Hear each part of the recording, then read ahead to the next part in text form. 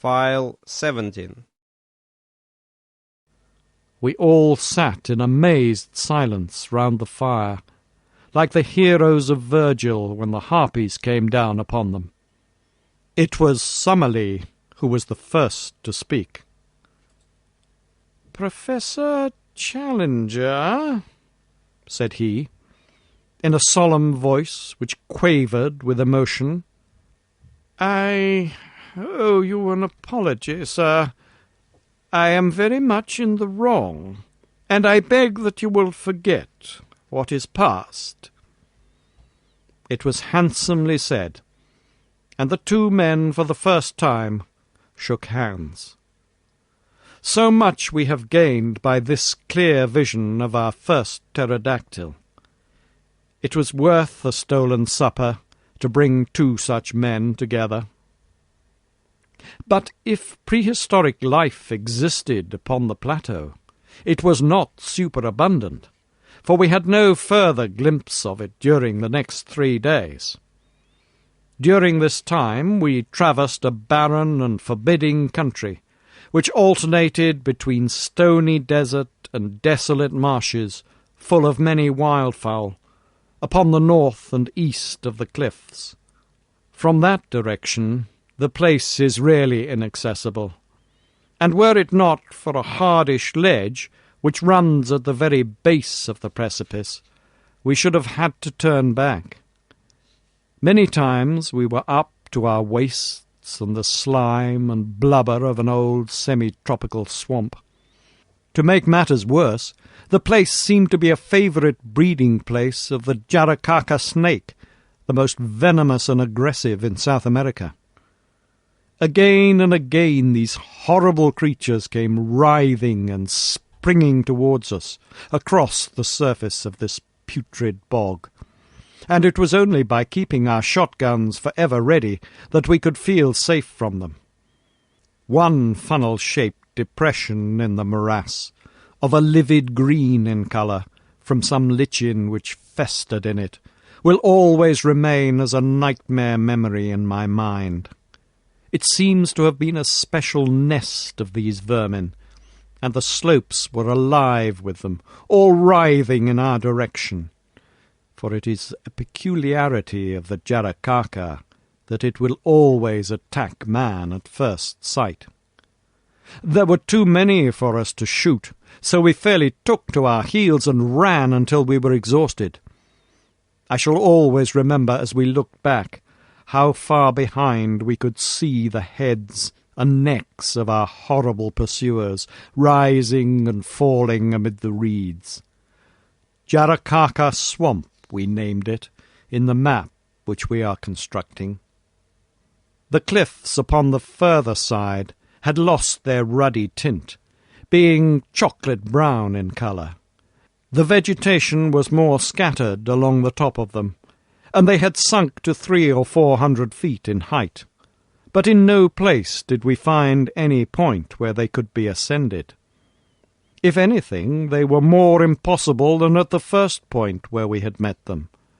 Their absolute steepness is indicated in the photograph which I took over the stony desert. "Surely," said I, as we discussed the situation, "the rain must find its way down somehow. There are bound to be water channels in the rocks." "Our young friend has glimpses of lucidity," said Professor Challenger, patting me on the shoulder. "Well, the rain must go somewhere," I repeated. "He keeps a firm grip upon actuality. The only drawback is that we have conclusively proved by ocular demonstration that there are no water channels down the rocks." "Where, then, does it go?" I persisted. "I think it may be fairly assumed that if it does not come outwards, it must run inwards." "Then there is a lake in the centre." "Oh, so I should suppose." "It is more than likely that the lake may be an old crater," said Summerlee. "The whole formation is, of course, highly volcanic, But however that may be, I should expect to find the surface of the plateau slope inwards, with a considerable sheet of water in the centre, which may drain off by some subterranean channel into the marshes of the Jarakaka swamp. Or evaporation might preserve an equilibrium, remarked Challenger, and the two learned men wandered off into one of their usual scientific arguments, which were as comprehensible as Chinese to the layman. On the 6th day we completed our circuit of the cliffs, and found ourselves back at the first camp, beside the isolated pinnacle of rock. We were a disconsolate party, for nothing could have been more minute than our investigation, and it was absolutely certain that there was no single point where the most active human being could possibly hope to scale the cliff. The place which Maple White's chalk marks had indicated as his own means of success was now entirely impassable. What were we to do? Our stores of provisions, supplemented by our guns, were holding out well, but the day must come when they would need replenishment. In a couple of months the rains might be expected, and we should be washed out of our camp.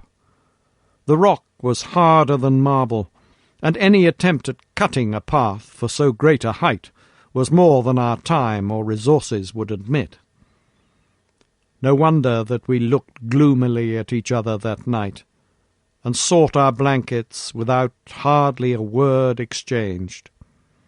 I remember that as I dropped off to sleep, my last recollection was that Challenger was squatting like a monstrous bullfrog by the fire, his huge head in his hands, sunk apparently in the deepest thought, and entirely oblivious to the good night which I wished him.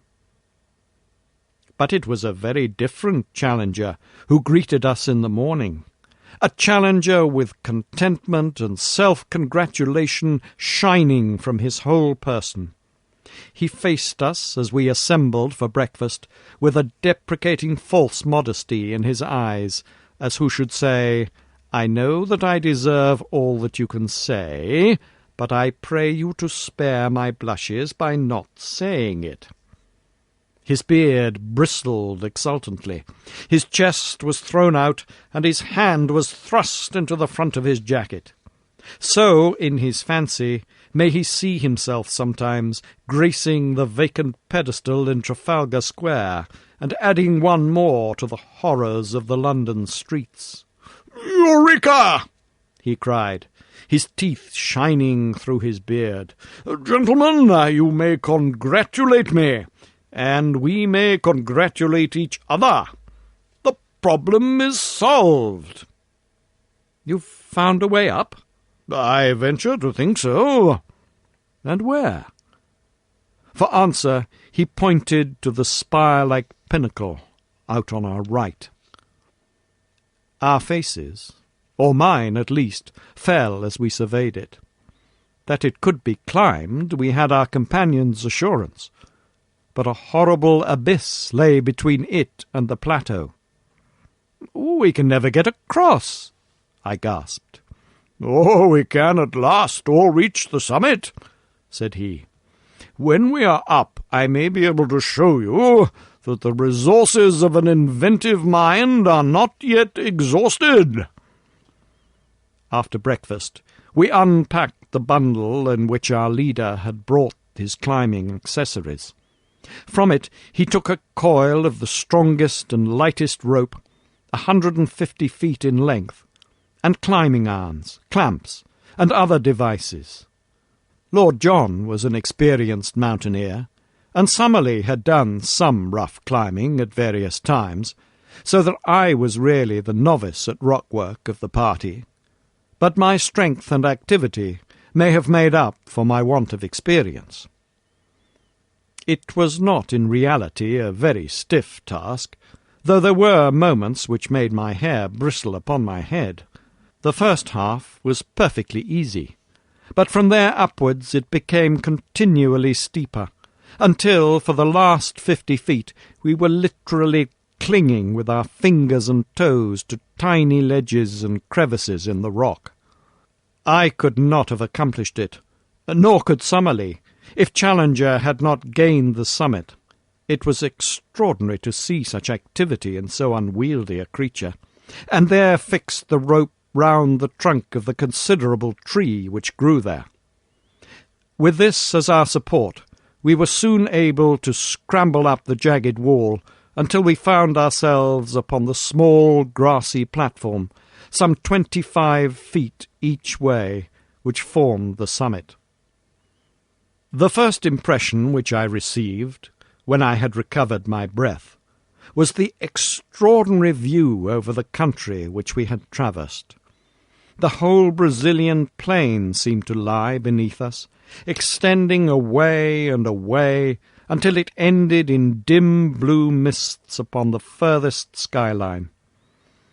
In the foreground was the long slope, strewn with rocks and dotted with tree ferns. Further off, in the middle distance, looking over the saddle-backed hill, I could just see the yellow and green mass of bamboos through which we had passed, and then, gradually, the vegetation increased until it formed the huge forest which extended as far as the eyes could reach, and for a good 2,000 miles beyond. I was still drinking in this wonderful panorama when the heavy hand of the professor fell upon my shoulder. "This way, my young friend," said he. "Vestigia nulla restosum. Never look rearwards, but always to our glorious goal." The level of the plateau, when I turned, was exactly that on which we stood, and the green bank of bushes, with occasional trees, was so near that it was difficult to realize how inaccessible it remained. At a rough guess, the gulf was 40 feet across, but so far as I could see, it might as well have been 40 miles. I placed one arm around the trunk of the tree and leaned over the abyss. Far down were the small dark figures of our servants, looking up at us. The wall was absolutely precipitous, as was that which faced me. "This is indeed curious," said the creaking voice of Professor Summerlee. I turned and found that he was examining with great interest the tree to which I clung. That smooth bark and those small ribbed leaves seemed familiar to my eyes. "Why," I cried, "it's a beech!" "Exactly," said Summerlee.